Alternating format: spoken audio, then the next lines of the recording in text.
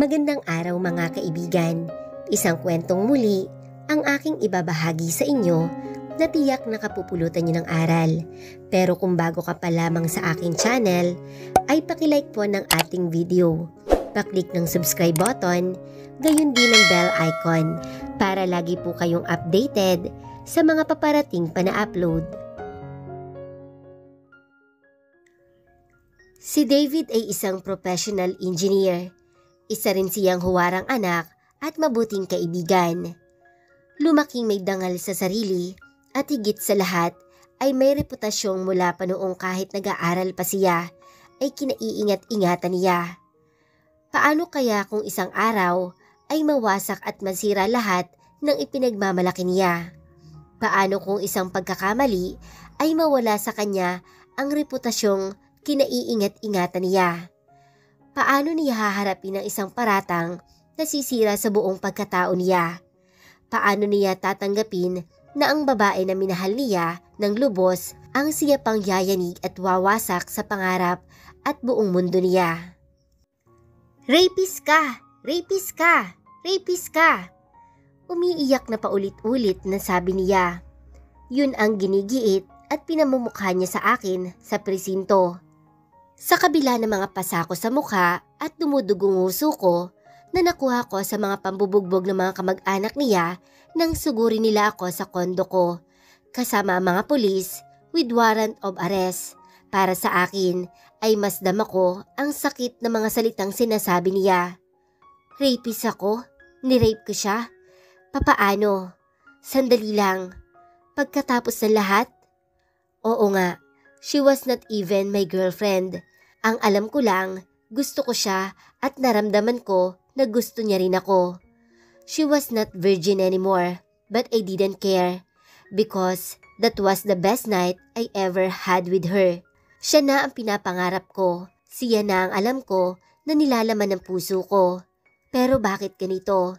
When we were there and sleep together, walang pamimilit na nangyari. Hindi ako ang nagaya kundi siya. Pinapunta niya ako sa bahay niya because she told me that she need to someone to talk to. Sa pagkakaalala ko, pagkapasok ko sa bahay niya ay mabilis niyang isinarado ang pintuan and she kissed me with passion and heat. Bumulong pa siya noon. I'm alone here. And before I kiss her back, I asked her if she was serious about that and she answered me, yes, with a sweet smile on her face. Hindi kami lasing o uminom ng alak. Hindi naman siya broken-hearted para lang i-rebound ako at nang makamove on na siya, ginusto ko yon at mas lalong alam ko na ginusto niya yon. Pagkatapos naming lasapin ang sarap ng isang buong gabi, pagkatapos kong makita sa mukha niya ang saya at nag-aalab na pag-iinit niya sa akin, pagkatapos kong maramdaman ang ligayang natatamo niya sa bawat ungol na ibinibigay niya ng gabing iyon, pagkatapos kong gawin ang lahat para sa kanyang satisfaction habang ginagawa ko yon ng may pagrespeto at pag-iingat sa bawat galaw ko at pagkatapos siyang sabihin ang salitang satisfying, after all, for her that was a rape, what the hell? Deep inside, iyak tawa ang nararamdaman ko habang pinapasok ako sa selda. Hayop ka? Mabubulo ka sana sa kulungan. Manya ka? Sigaw ng isang lalaki na hindi ko kilala kung ano siya sa buhay niya. Ama ba o nakakatandang kapatid? Anyway, wala na akong pakialam. Humawak ako sa rehas at hindi ko inaalis ang mga tingin ko sa kanya na may pagtataka. Mahigpit siyang yakap-yakap ng isang lalaki na sa pagkakaalam ko ay kuya niya, habang siya ay hindi pa natigil sa pag-iyak-iyak niya. Paalis na sila. Inaakay siya ng kanyang kuya para makapaglakad na maayos ang nahihina niyang katawan. Bago siya makalabas ng presinto, nilingon niya ako at bumilis ang tibok ng puso ko nang bigla siyang ngumiti at ang mga tingin niya ay, sandali lang, ang mga tingin na yun.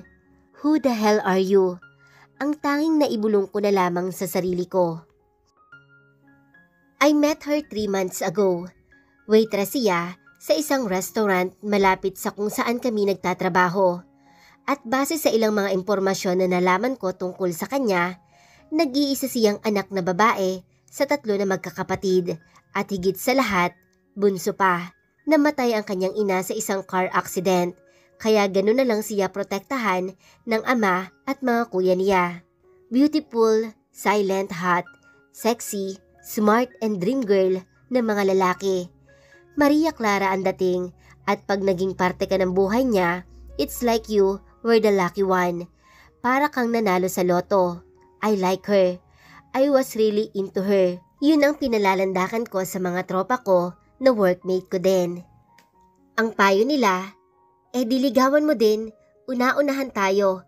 Ang siyang unang sasagutin, siya yung panalo. Pero I didn't have that much gut to tell her how much I like her. Dahil bukod sa nahihiya ako sa kanya, ay natatakot ako sa barako niyang mga kapatid. Kaya ang ginawa ko na lang, kinuha ko ang cellphone number niya at mabilis naman ibinigay iyon. Nakipagkaibigan ako at sa loob ng 1 linggo, mula nang makausap ko siya ay naging close kaming dalawa. Mabilis ang mga sagot niya sa text message ko and calls. Ang pakikitungo niya sa akin ay may halong paglalambing. Ang mga pagkikare niya ay mamahalin mo talaga. Iba siya. Ibang-iba talaga. Kaya naman, hindi rin ako nagpapahuli sa mga ginagawa niya. Pag kailangan niya ako, kahit nasa trabaho ako, uunahin ko siya. Kahit ano pa yung ginagawa ko, iiwan ko yon para sa kanya. Mas naging malapit kami sa isa't isa sa pagdaan ng panahon. Until that one last Friday night, nag-text siya. David, I badly needed someone to talk to. Are you free tonight? Nasa bahay lang ako. Para akong nag-aligaga noon sa message niya. Iniwan ko yung trabaho ko at hindi na nagpaalam sa mga co-engineer ko. Ang natakbo sa isipan ko, I need to hurry, my woman needs me. And when I got there, nangyari ang lahat. Akala ko mas naging okay kami. Akala ko kami na officially. But unfortunately, after that night, my life has changed. My life become worse. My dignity broke and lost. Ang totoo, hindi kilala ng pamilya ko ang babaeng yon. Hindi ko rin siya agad napakilala dahil masyadong mabilis ang lahat. Look at your face. Sinong gumawa sa'yo niyan? And that girl, who the hell is she? Ang sunod-sunod na tanong ni Mama. Who is she? Ang pareho nilang tanong nang makita nila ako sa loob ng selda. Tanong na tanong ko din sa sarili ko. Sino nga ba siya? Sino nga ba talaga si Carmina? Bulong ko sa sarili ko. After malaman ng pamilya ko ang nangyari sa akin, ay ginawa nila ang lahat para makalaya ako. Hindi ko naramdaman si Carmina at ang pamilya niya na halos inaayos ng pamilya ko ang kaso. Hindi rin sila sumisipot sa mga hearing namin. Hanggang sa binasura ng korte ang kaso ko at pagkatapos ng ilang buwan ay nakaalis ako sa mabahong lugar na yon. Pero ang dignidad ko, hindi ko na alam kung papaano babawiin yon. Rapist, ito na yung bagong ako sa mata ng tao. Yung dating akong naturingang mahusay na engineer ay napalitan bilang manyak na tao. Sobrang laki ng nagbago. Halos lahat nag-iba sa akin. Nag-iba ng dahil lang sa isang babae. Minahal ko siya, oo. Pero ang pagmamahal na yon ay napalitan ng hinanakit at dumaraming tanong na bakit. Mabilis akong umaksyon. Hindi ako papayag na masira sa akin ang lahat. At mababago ko lang yon kung mas makikilala ko pa si Carmina. Nag-resign ako sa aking trabaho at sa tulong ng malapit kong kaibigan na naniniwala sa akin at ng pamilya ko, nagkalakas ako ng loob sa mga pinaplano ko. Palihim kong inalam ang lahat sa kanya at sa impormasyong makukuha ko. Doon ko idedepende ang pagpapatuloy ko kung worth it pa bang makilala ko ang babaeng sumira ng reputasyon ko. Pakiramdam ko, ang baba kong lalaki. Paano ako napikot ng ganun-ganun lang sa patibong ng isang magandang babae? Hindi ako tumigil sa paghanap ng impormasyon tungkol sa kanya. Pero isang buwan na ang nakakalipas, pero parang wala akong nalalamang hihigit sa pangalan niya, family background, personal info na alam ko na rin nung una pa. Hindi ko alam kung bakit, pero mukhang pati sa iba, limitado lang ang pagkakakilala sa kanya. Pero hindi ako sumuko. Kailangan ko siyang makilala. Kailangan ko malaman kung bakit niya nagawa sa akin iyon.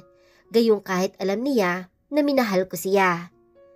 Habang lumilipas ang araw, linggo at buwan, ay napanghihinaan na ako ng loob.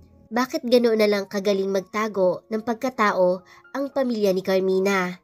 Hahayaan ko na lang ba na isa akong rapist sa mata ng iba? Susuko na sana ako ng, "Oh, long time no si Ken, kailan ka pa umuwi?" Tanong ko sa kanya habang inaabot ko yung kanang kamay ko. "Yeah, it's been a year or almost a year. Masama bang dumalaw sa best friend ko?" Nakangiting sabi niya habang nakikipag-shake hands sa akin. "Come in, pasensya ka na. Wala ka man lang warning na pupunta ka.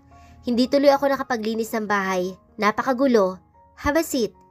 Sabi ko sa kanya habang inaayos ko ang sofa. Umupo siya.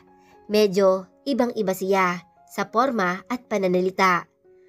Umalis siya dito sa Batangas ng biglaan dahil daw sa paglipat ng pamilya niya sa Makati at doon na rin siya nagtrabaho bilang police officer.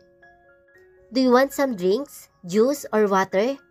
"Wala na kaming wine, kaya wag ka na magre-request." Alok ko sa kanya, pero tumanggi siya. "No dude, hindi rin kasi ako magtatagal. I'm just here because I heard that you've been in prison." Mabilis niyang tanong. Bahagya akong nanahimik at mas pinili ko na lang ang umupo kaharap niya. Yun ba? Oo at isang iskandalo yun sa buhay ko." Sagot ko. "So, where is she right now?" Tanong niya ulit. Sumandal ako sa sofa at tiningnan siya mata sa mata at saka ako napangiti na lang sa kanya dahil hindi ko alam ang sagot. "Hindi mo alam?" Sabi niya at saka siya tumawa. "Like what I expected. What a hopeless man. How sad na nabiktima ka rin niya." Dugtong niya. Nag-igting ang tenga ko sa sinabi niya. Kunot noo ko siyang tiningnan at nabalot ang isip ko ng pagtataka. "And what do you mean by that?" Seryosong tanong ko. "Carmina is indeed a beautiful woman, isn't she? Hot and sexy on her physical simplicity, but unfortunately, a dangerous player behind on her pretty mask." Sagot niya, at bigla na lang huminto ang mundo ko sa narinig ko sa kanya. Kilala niya si Carmina? Nag-uumpisang mapuno ang utak ko ng maraming tanong at kasabay noon ang pananabik sa mga nagbabantang parating na impormasyon. "Ginugulo mo ang utak ko. What are you trying to say?" Tanong ko. Nung nabalitaan kong nakulong ka, medyo nagulat lang ako. Pero nang malaman ko ang kaso mo na rape, motherfucker, I said that impossible. Kaya na makauwi ako kahapon, nagtanong ako kila tita kung what happened and they mentioned a familiar name to me. At batay sa mga nakalap kong information sa mga kaibigan natin, damn it, what a small world with Carmina. Sagot niya. "Pare, anong alam mo? Kilala mo ba siya? Tell me, who is Carmina?" Seryosong tanong ko habang hindi ako makagalaw sa kinauupuan ko. "Dude, Carmina is one of my ex-girlfriend." Bumilis ang tibok ng puso ko. Nagsimulang manginig ang kamao ko. Hindi ako makapagsalita. Papaanong nangyari ito? Nakilala ko siya sa pinagtatrabahuhan niyang restaurant sa Makati na malapit sa City Jail kung saan ako naka-duty. When I saw her, nabighani din ako sa kagandahan niya at kasimplehan niya. Gumawa ako ng way to made her mine at nagtagumpay naman ako. After a week na maging kami, nagiging wild ang pakikitungo niya sa akin. Like she was always trying to seduce me to do something romantic. Pero gusto ko siyang irespeto dahil first of all, bago lang kami. But one time, nag-text siya sa akin. "Babe, I need someone to talk to. Are you free tonight? Nasa bahay lang ako." Akala ko may problema siya, pero nang makapunta na ako doon, shit, she was so hot and I felt like I was in a trap. She kissed me when she closed the door at hindi ko na napigil pa ang sumunod na nangyari. Nilasap namin ang buong gabi na magkasama. Pero pagdating ng maaga, isang sapak ng kuya niya sa mukha ko ang gumising sa akin. Tinadyakan ako ng panganay niyang kapatid at tumulong din ang isa pa. That time, yakap si Carmina ng kanyang ama habang umiiyak. Akala ko nung una, umiiyak siya dahil naaawa sa akin. Pero dumurog sa pandinig ko yung lumalabas sa bibig niya. Pinilit niya ako. Sabi niya papatay niya ako kapag hindi ako pumayag. Pinilit niya ako, Dad. Grabe, sobrang galing niyang artista na mga araw na yon. Pare, na-confine ako sa hospital na mahigit 1 buwan. Yung panahong wala tayong komunikasyon nun, yun. Akala ko makukulong din ako, pero nalaman ko na lang na wala namang nagsampa ng kaso sa akin. Pagkalabas ko ng hospital, binalikan ko si Carmina at ang pamilya niya para linawin ang lahat, pero wala na sila. At di kalaunan, nalaman ko na lang na gawain niya yon sa lahat ng gusto niyang lalaki, lalo na pag alam niyang may gusto din sa kanya. Pagkukwento niya. Nanggigilid ang mga luha ko sa sobrang galit. Hindi ako halos makapagsalita sa nalaman ko. Hindi ko alam na pati pala ang best friend ko. Pakiramdam ko, napakatanga kong tao. Magaling maglaro si Carmina. At dito na pala siya sa Makati naghahasik ng kamandag ang babaeng yon. You know what, dude? Kayang diktahan ng pamilya niya ang nakapaligid sa kanila ng pera. Mayaman sila, dude. Higit pa sa inaakala mo. And ang purpose niya na mag-work as a waitress or kung ano pa man was just a part of her plan to cut a weak fish for her game. At tayong dalawa ang isa sa mga naging biktima niya. Kwento niya at bigla akong napatulala sa kawalan. I don't know what to say. Gusto ko siyang hanapin ngayon and I wanna kill her. Sabi ko. You can't. Anong laban mo sa babaeng kayang magpanggap na ginahasa mo? And isa pa, pantayin mo muna ang uri ng buhay meron sila. Pero kung alam mong hindi mo kaya, huwag mo nang pagtangkahan kung ayaw mong pati mga mahal mo sa buhay madamay. That's why I came over here to warn you dahil nabalitaan kong naghahanap ka ng impormasyon about her. For what? Para maghigante? I tell you now, dude, don't dare. Marami nang sumubok niyan pero walang nangyari. Sa sobrang inis ko sa mga rason niya, ay napatayo ako sa kinauupuan ko. So ganun lang? Hahayaan ko na lang na sirain niya ako? Hahayaan ko lang na pagkatapos ng lahat na nangyari, patay mali siya na ako? Asan doon ang hustisya? Sige, sabihin mo sa akin, di ba pulis ka? Mariing sabi ko at dama ko sa panginginig ng tuhod ko ang bumabalot na inis ko sa mga nalalaman ko. Tumayo siya mula sa pagkakaupo, namulsa siya at saka niya ako hinarap. Yeah, you're right. Naghanap rin ako ng hustisya. But when I found out about the situation ni Carmina, I got the point that her family was just protecting her too. I'm a police officer and not a doctor, but sometimes I know how to give up on something worth fighting for to save the real one indeed. I don't understand, sabi ko. Carmina was a rape victim, David. She showed acute disorganization, characterized by shock, disbelief, fear, and anxiety. Kaya gano'n lang siya protektahan ng mga kuya at ama niya dahil siya na lang ang nag-iisang babae sa kanila. Ayaw rin ng pamilya niya na nakikisalamuha siya sa iba. Pati mga private information about her ay nililimitahan din. Rape victim? Kaya para sa kanya, pag nakipag-sex, rape na? And one more reason why I choose to keep my mouth silent. Dahil sumang-ayon din naman ako na ariin namin ang isa't isa ng gabing iyon. Napaligaya ko siya at napaligaya niya ako. Nagalit ako sa kanya dahil minahal ko siya, pero binaliktad niya ako. At higit sa lahat, mas kailangan niya ng gamot at hindi paghihiganti.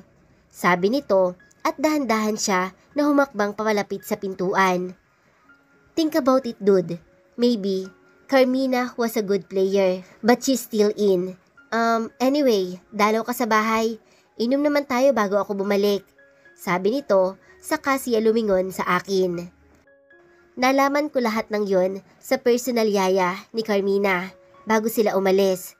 Just letting you know, So at least, you don't have doubts to believe in me.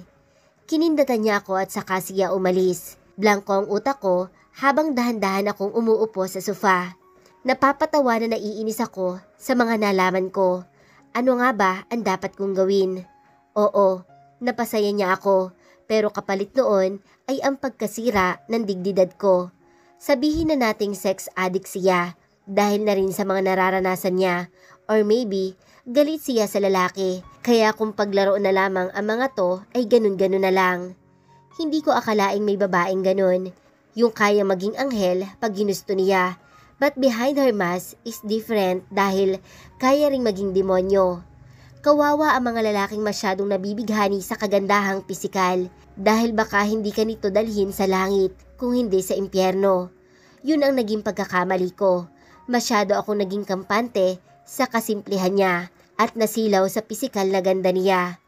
Ngayon ko nauunawaan na nabubuhay si Carmina sa maraming pagkatao at ang isa doon ay hinubog ng karasang dinanas niya. Pero siguro, my best friend was right. Baka nga, wala naman talaga akong laban simula pa nung una. At baka nga, it's time for me to accept na nabiktima lang din ako dahil sa kahinaan ko and I have to move on because now I understand na I have to start over again.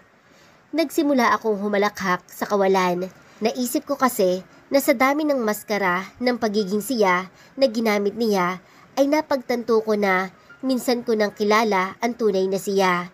Yung mga tingin niya sa akin sa presinto, yung titig niya na may kasamang mga ngiti sa sinungaling niyang mga labi, yung mga mata niya na nagsasabing nagtagumpay na naman siya sa larong siya ang bumuo, and behind her mask, but through her eyes, I saw an angel devil and I couldn't yet get over.